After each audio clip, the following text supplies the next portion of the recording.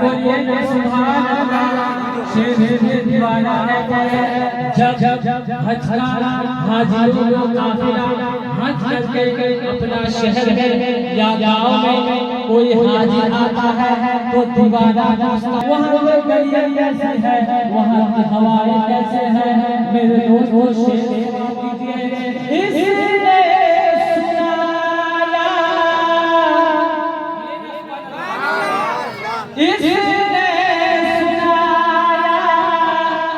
उसने बताया शहर मदीना कैसा है।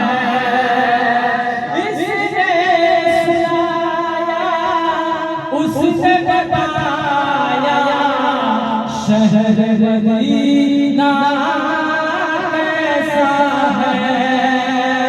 मैं भी जाकर देखूंगा